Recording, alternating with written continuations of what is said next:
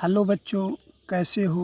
मैं नागेंद्र कुमार आप लोगों का अपने यूट्यूब चैनल एनजी क्लासेस में स्वागत करता हूं। आज हम लोग पढ़ेंगे हिंदी मंथन में पाठ एक बूंद। एक बूंद कविता श्री अयोध्या सिंह उपाध्याय हरिऔध द्वारा रचित है। इसमें कवि ने एक बूंद के बारे में बताया है कि एक बूंद की तरह व्यक्ति के जीवन में क्या क्या चीज़ें घटित होती हैं, कैसे वो सफल होता है, इसी के बारे में हम पढ़ेंगे।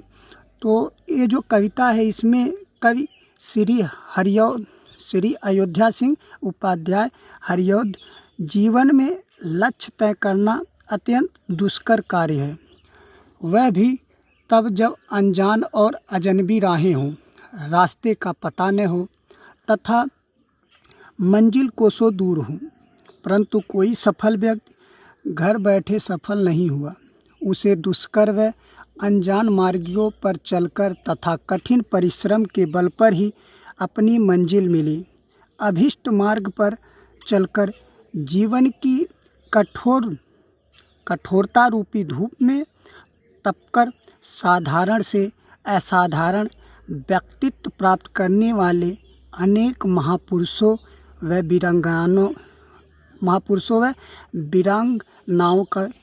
वीरांगनाओं के उदाहरण हमारे सामने हैं, जिनका जीवन एक प्रेरणा है।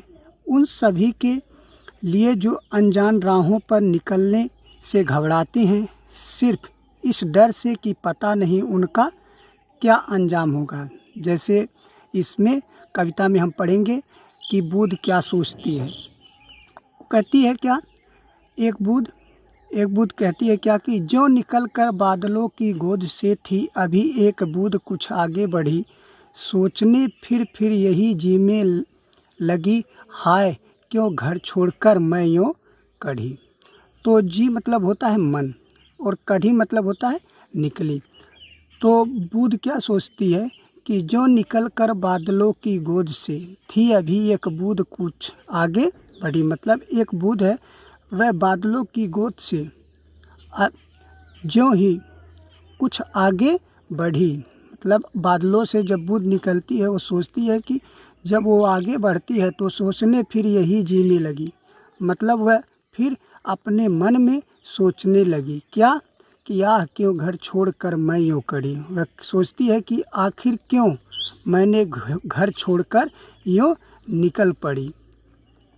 वो पछतावा करने लगती है कि आखिर क्यों घर से छोड़ के निकली। मैं घर में सेफ्टी थी और घर में रहती तो मुझे कोई समस्या नहीं होती। इसलिए वो जब बादलों से बूंद आगे निकलती है तो वो अपने मन में सोचने लगती है क्या कि देव मेरे भाग्य में क्या है बदा। बदा मतलब होता है भाग्य में लिखा हुआ। वो सोचती है बूंद कि देव मतलब हे ईश्वर, मेरे भाग्य में क्या लिखा हुआ है। सोचती है कि हे देव, मेरे भाग्य में क्या लिखा है, मैं बचूंगी या मिलूंगी धूल में। वो सोचती है कि मैं जब पृथ्वी पे आऊंगी तो बचूंगी या धूल में मिल जाऊंगी। या गर्मी में धूल रहती है ना, तो सोचती है कि मैं मिलूंगी या बचूंगी या जलूंगी फिर अंगारे पर, या तो कहीं पे आग जलती होगी, लौ जलती होगी, यदि उस पर गिरूंगी तो मैं जल जाऊंगी। चूप पड़ूंगी या कमल के फूल में, या तो मैं किसी कमल के फूल में क्या पड़ूंगी, मिल जाऊंगी। बह गई उस काल के एक ऐसी हवा, वह समुंदर और आई अनमनी, एक सुंदर सीप का मुंह था खुला, वह उसी में जा पड़ी मोती बनी। करेगी बह गई उस काल माने समय, एक ऐसी हवा, वह समुंदर वो आई अनमनी। मतलब वह जब उदास थी, बूंद जब अनमनी माने उदास, जब रास्ते में ही बूंद बहुत ज़्यादा उदास हो गई, उसी समय काल माने समय, उसी समय एक ऐसी हवा बही कि वह समुंदर की ओर चली गई। एक सुंदर सीप का मुंह था खुला, और एक बहुत सुंदर सीप का मुंह खुला हुआ था, वह उसी में जा पड़ी मोती बनी। और समुंदर में जो सीप था और जब उसमें गई तो क्या बन गई, मोती बन गई। लोग यूं ही हैं झिझकते सोचते, जबकि उनको छोड़ना पड़ता है घर। किंतु घर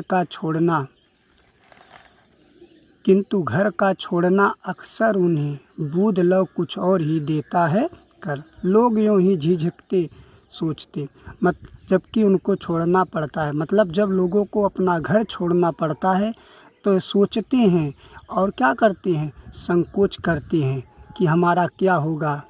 मतलब उसी बुद्ध की तरह वो भी सोचने लगते हैं कि हम सफल होंगे कि असफल होंगे, हमको कुछ मिलेगा या नहीं मिलेगा, कामयाबी मिलेगी कि नहीं मिलेगी, वो सोचते रहते हैं। किंतु घर का छोड़ना अक्सर उन्हें बुलौद कुछ और ही देता कर। मतलब कवि श्री अयोध्या सिंह उपाध्याय जी कहते हैं कि यदि आप बूंद की तरह यदि आप अपना घर छोड़ोगे, रास्तों में संकोच नहीं करोगे या निकल दोगे, तो हो सके आप बूंद की तरह, जिस तरह बूंद सीप के मुंह में पड़ता है तो क्या बन जाता है, मोती बन जाता है। यदि आप भी घर छोड़ोगे तो हो सके, किंतु घर का छोड़ना अक्सर उन्हें बूंद लो कुछ और। मतलब जब वो हिम्मत बांध के अपना घर छोड़ देखते हैं अक्सर, तो बूंद लो कुछ और ही देता कर। मतलब बूंद के समान कुछ और ही कर देता है। मतलब उनके जीवन में कुछ अच्छा ही होता है।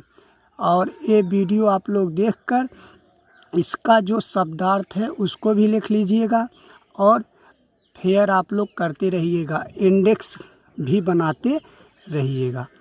शुक्रिया, धन्यवाद। घर में रहिए, सुरक्षित रहिए।